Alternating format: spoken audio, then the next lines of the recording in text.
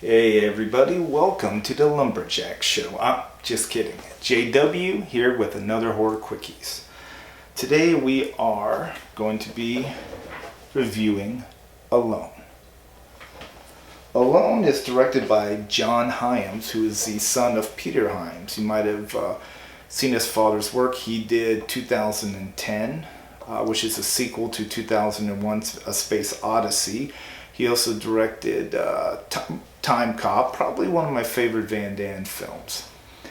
This movie is best described as a minimalistic, bare-bones thriller, and it's probably the most well-done thriller I've seen in quite a while.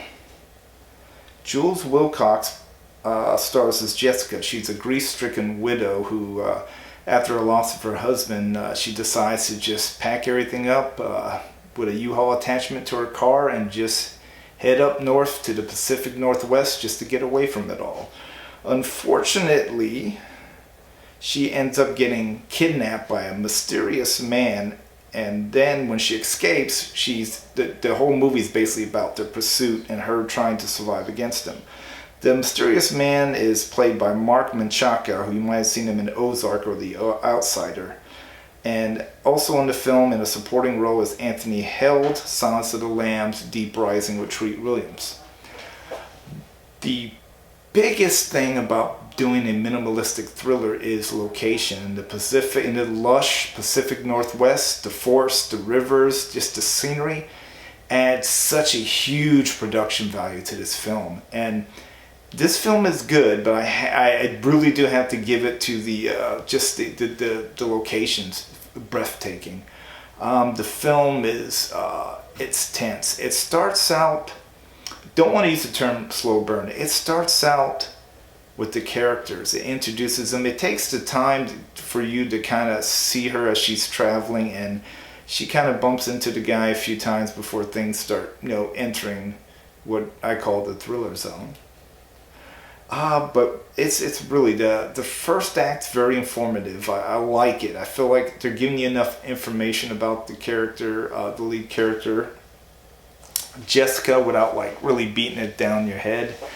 Second act picks up really nicely and really gets you into the events. And that third act is probably one of the better third acts of any thriller. I mean, it's really an example of how you can take a really, really well-written script, use nature at its best, and it's one of those movies that just everything kind of just was in place perfectly.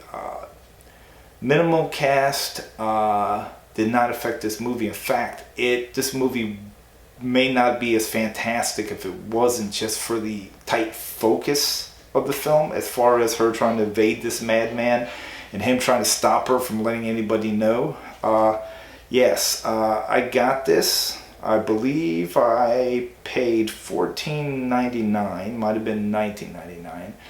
I will promise you guys I'll start paying attention to the price better, but I believe I paid anywhere from $9.99 to $14.99 at my local Walmart, but Alone is available on some streaming services, so you should check it out. Yes, it was worth my money, and I highly recommend it. In fact, I really can't think of anything negative or anything that bugged me about this film. It was one of those films that it fit for me.